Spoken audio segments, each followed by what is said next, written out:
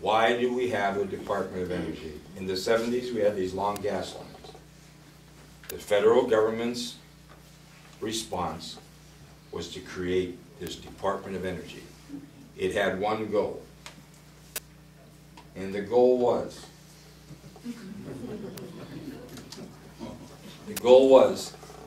to reduce our dependence on foreign oil. Ladies and gentlemen, our dependence on foreign oil is greater now than it was then. And we've spent hundreds of billions of dollars and have a big bureaucracy.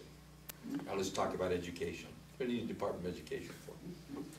To dumb down our kids? Think about it. States should run education, and communities and boards of education should control their communities. Look at the issue of church and state and God. You know, I want someone to show me the Constitution where it says God should be prohibited from America. God should be excluded. Now some people get mad, there's some atheists who say, I can't stand you, big mouth. But I want you to listen to this. Listen carefully. Listen to the rationale. There have been guns in school. There have been murder in schools. There has been rape in school. There have been drugs in schools. There have been assault in schools. There's been extortion in schools. You even have some courses that in fact instruct in the cults and devil worship. There's almost anything in a school, but you can't have God. Now why is it in God we trust? See, the Constitution didn't prohibit God or want to separate God. They just wanted to make sure that not one religious group controlled a statewide, nationwide religious entity. See, I think a local school board that decides they want to have school prayer should be having it. I think school prayer should come back in America. And I think they should have some dress codes in a lot of these schools.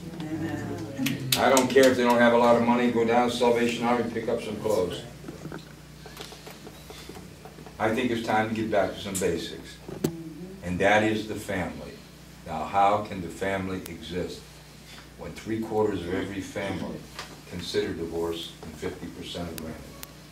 Why?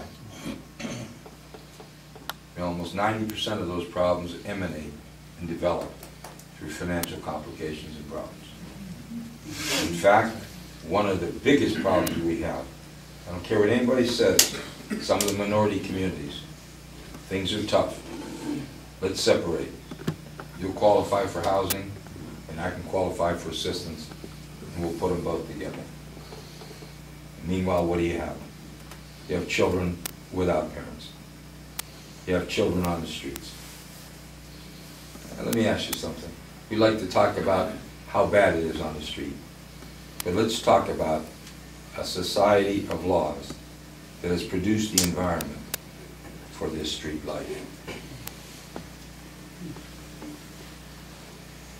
Think about that.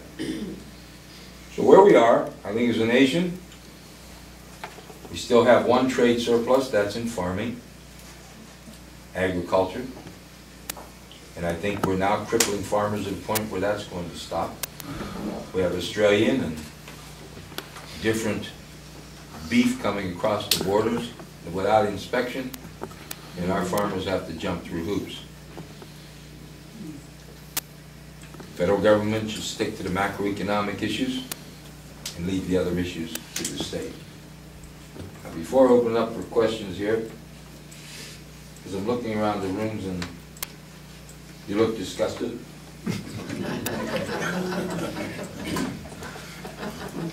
You're disgusting. And we talk about two things people are asking about. If it really happened, first of all, that I call the members of the House of Representatives a bunch of political prostitutes.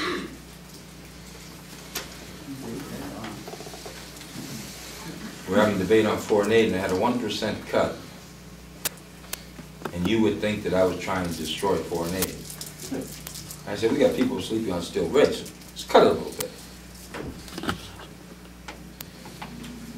When this heated debate, with some spontaneity, I said, as far as I'm concerned, you're nothing but a bunch of political prostitutes. So help me God, like 100 wounded TV evangelists, they jumped to their feet, demanding that my caustic remarks be stricken from the record for all eternity. But this man is completely out of control. Take his remarks down. Take his remarks down. They were going on and on, Judy. So I thought about it a while. We demand an apology. This man should apologize. He has abused the decorum of this august body. So I said, Mr. Chairman, to all the members of the House of Representatives who were in fact offended by my remarks in referring to you as a bunch of political prostitutes, I apologize. And I said, Mr. Chairman, to all the members of the House of Representatives who were in fact not offended by my remarks in referring to you as a bunch of political prostitutes, I commend. And I walked off, and they were saying, what the hell did he just say? I can't stand that guy. What was it? What do you mean by that? So I walk outside, so help me God, this little TV crew, little stringer, they grabbed me and said, tell us what you really feel. I didn't know this would make every network, Johnny Carson show, everything. I said, I want to apologize to all the hookers in America. I associated them with the United States House of Representatives.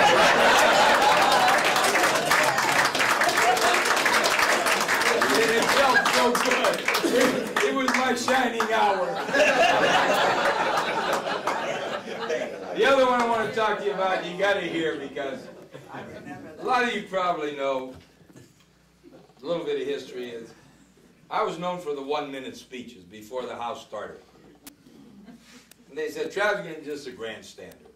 But the truth of the matter is, just imagine this, you'd have an important bill on farming, or trade, or military, with an hour debate, equally divided, 30 minutes.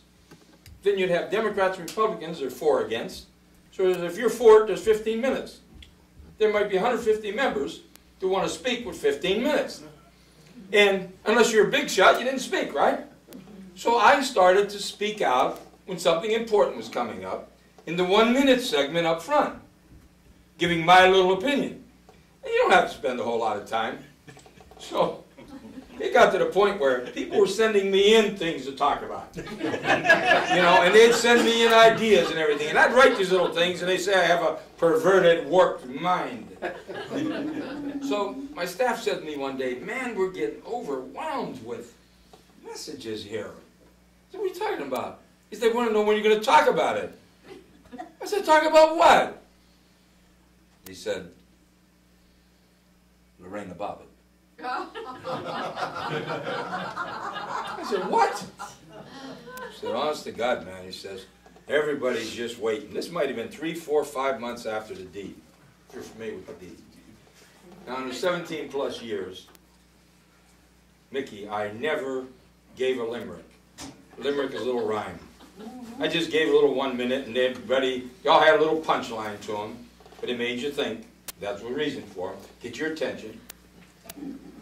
So I thought about it. I woke up one morning with an idea.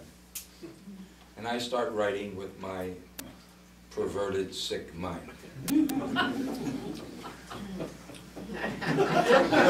I went to the House floor.